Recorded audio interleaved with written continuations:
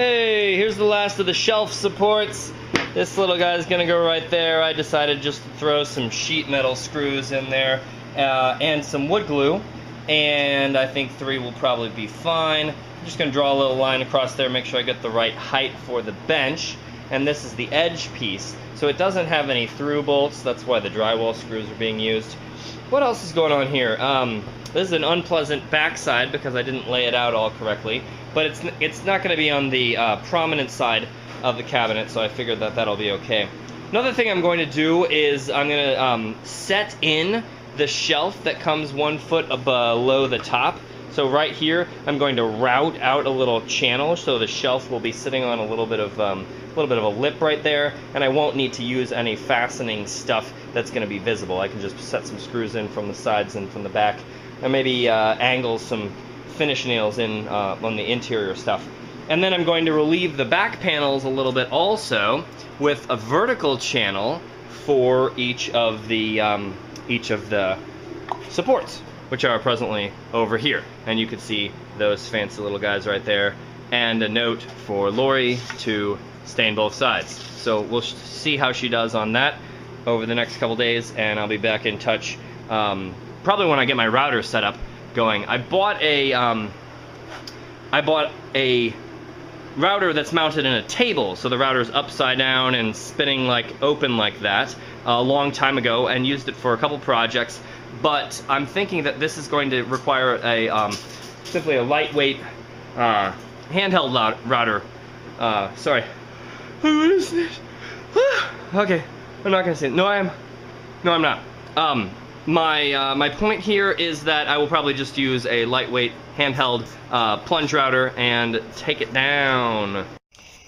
Yeah, I ended up cutting it from the slim end right here, and the big reason is, look at the track right here. The plate has a whole bunch more bearing on the left side of the saw. It's not that I'm right-handed, but if you look at the dang plate, the bearing is substantially on the left side. That's where the weight of the saw is, and balancing on that little sliver right there is not quite as comfortable or smooth of a sawing job for me.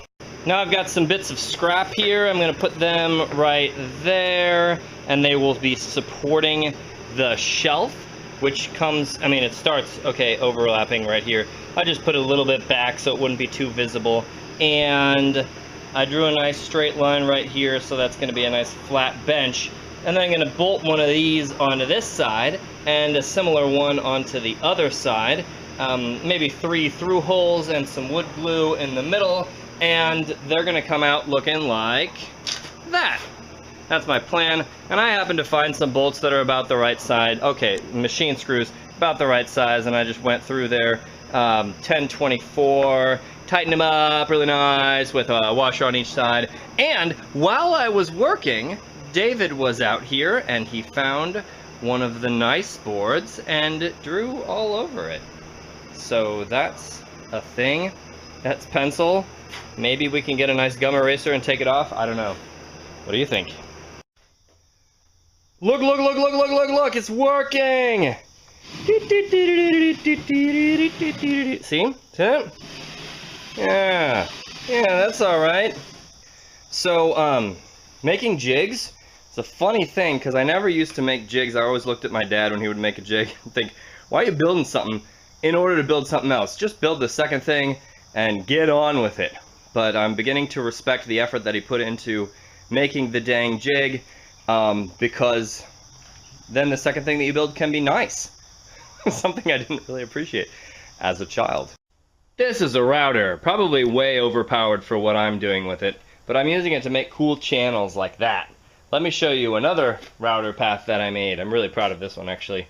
So, this is the top, where about a foot from the top we will have a shelf, and my plan is to relieve, they call it a dado there, in right there, and I routed that sucker. But the problem is, see, this plywood is not 3/4 of an inch. It's a little bit less than 3/4 of an inch, and if you make a 3/4 inch dado with your router, then you end up having a floppy joint.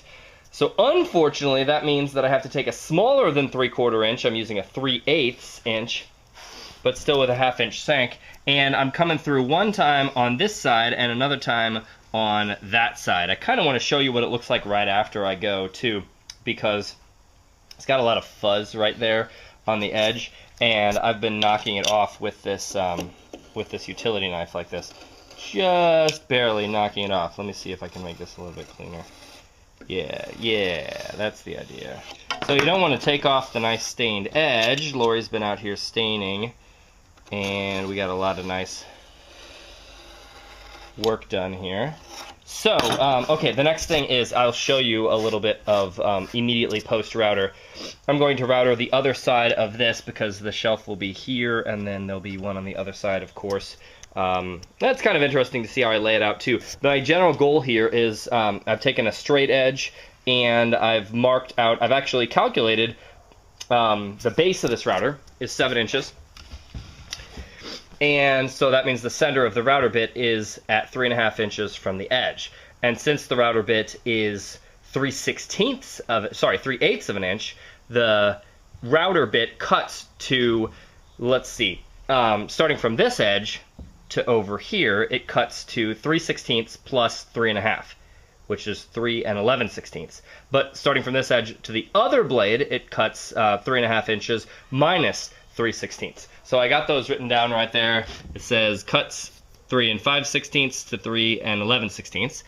And then, so my plan is to cut one pass first and then come back and lay the layout 4 1/16 inch away. And that perfectly gets me the spacing for the plywood. I'll just show you how nice that spacing is. It is really, really nice.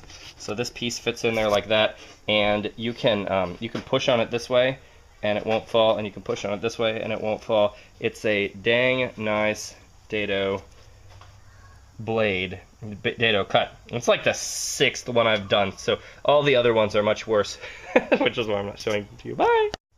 Okay, I'm getting ready to do my next dado, and I've got these bench dog tools supports. These lift up the wood a little bit so that I can get clamps underneath the workpiece.